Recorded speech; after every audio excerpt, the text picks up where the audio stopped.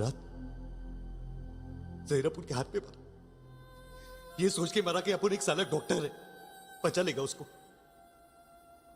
अपन को बोलता है तुम खुदा है, मां के आने तक बचा लो। संजय दत्त का जीवन भारतीय सिनेमा में एक रोचक और प्रेरणादायक कहानी है। वे एक ऐसे अभिनेता हैं जिनका सफर संघर्ष, विवाद और सफलता से भरा हुआ है।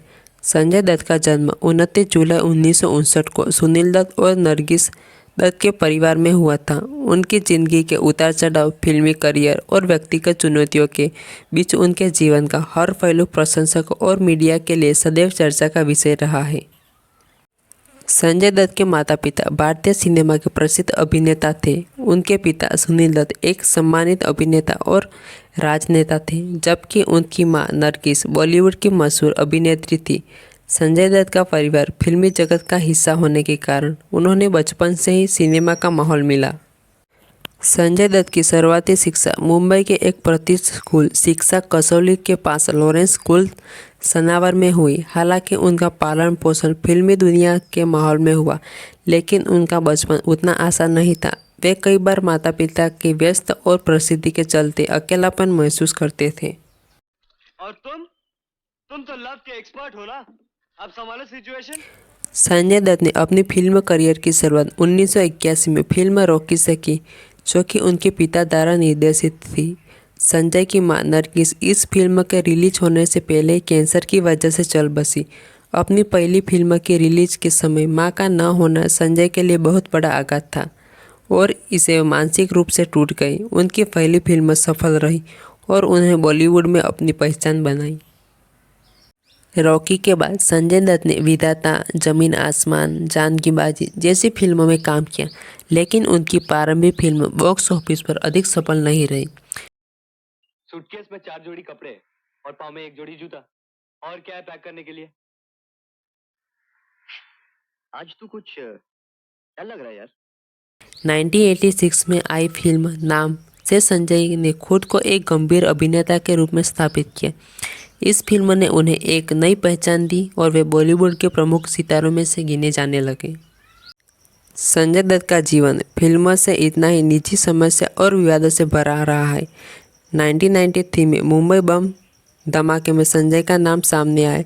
उन्होंने अवैध हथियार रखने का आरोप में गिरफ्तार किया।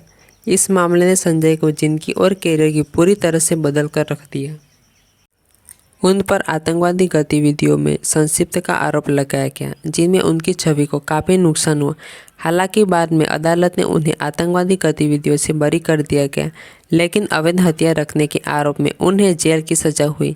यह घटना संजय के जीवन के सबसे बड़ी विवाद थी, जिनमें उनके परिवार, करियर और निजी जिंदगी पर गहरा असर डाला।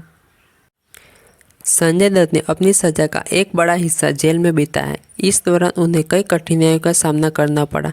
जेल में बिताए समय उन्हें मानसिक, शारीरिक रूप से तोड़ा, लेकिन इसके साथ ही उन्हें खुद को समझने का अवसर भी मिला। जेल में संजय ने अपनी जिंदगी के बारे में गहराई से सोचा और आत्ममंथन किया। जेल से लौटने के बाद संजय दत्त ने फिर से फिल्मों में अपना करियर बनाया। उनकी वापसी फिल्म मुन्ना भाई MBBS से हुई, जो उनके करियर की सबसे बड़ी हिट फिल्मों में से साबित हुई। इस फिल्म ने उन्हें मुन्ना भाई का किरदार निभाया, जिसे दर्शकों ने बहुत पसंद किया। फिल्म का संदेश और संजय का अभिनय दर्शकों ने दिल पर बस गया। उसके बाद उन्होंने लगे रहो मुन्ना भाई में भी इस किरदार को निभाया, जिन्हें उन्हें और भी प्रसिद्ध कर दिया। मुन्ना भाई सीरीज ने संजय को एक नई पहचान दी और उनके करियर को नई ऊंचाई पर पहुंचाया। इसके अलावा उन्होंने वास्तव, साजन, कहना है, धमाल, सड़क और खलनायक जैसी फिल्मों में यादगार भूमिका निभाई। इस फिल्म में उन्होंने दर्शकों के दिलों पर जगह दी और उनकी छवि फिर से सुधरने में मदद की।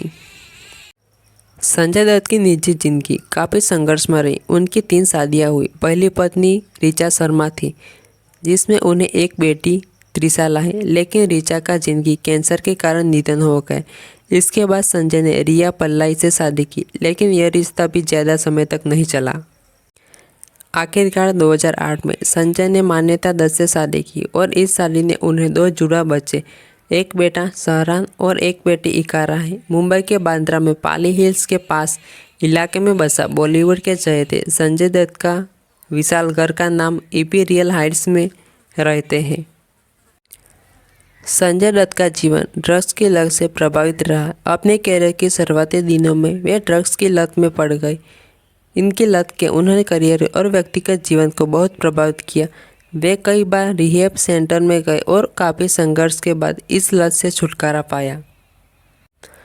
संजय दत्त समाज सेवा के क्षेत्र में भी अपना योगदान दिया। वे कई सामाजिक कार्यों से जुड़े हुए, खासकर कैंसर से पीड़ित मरीजों की सहायता करते। उनकी मां नरगिस कैंसर से पीड़ित थी, जिससे उन्होंने इस बीमारी को गंभीरता का एहसास हुआ और उन्होंने इस क्षेत्र में मदद करने का निर्णय लिया। 2018 में संजय दत्त के जीवन पर आधारित फिल्म संजू रिलीज हुई, जिसे राजकुमार हिरानी ने निर्देशित किया। इस फिल्म में रणबीर कपूर ने संजय दत्त की भूमिका निभाई और संजय के जीवन के संघर्ष, विवाद और चुनौतियों को बड़े पर्दे पर प्रस्तुत किया। संजू फिल्म ने संजय दत्त के जीवन के अनसुने पहलू को उजागर किया और दर्शकों को उनकी जिंदगी की कठिनाई और संघर्ष के बारे में बताया। यह फिल्म सुपरहिट रही और दर्शकों ने इसे खूब सराहा। इस फिल्म ने संजय दत्त के जीवन को एक नई दृष्टि से प्रस्तुत किया और उनकी छवि को मजबूत किया। उनकी फिल्मों ने भारतीय सिनेमा के अहम योगदान दिया। संजय दत्त ने अपने कैरियर में कई शानदार हिंदी फिल्मों में जो लोगों के दिलों पर बस गई। उनके द्वारा निभाए गए किरदार ने एक अनोखा अंदाज है जो उन्हें अन्य अभिनेताओं से अलग बनाता है। रिपोर्ट के अनुसार संजय दत्त की कुल संपत्ति 300 करोड़ रुपए से ज़्यादा है।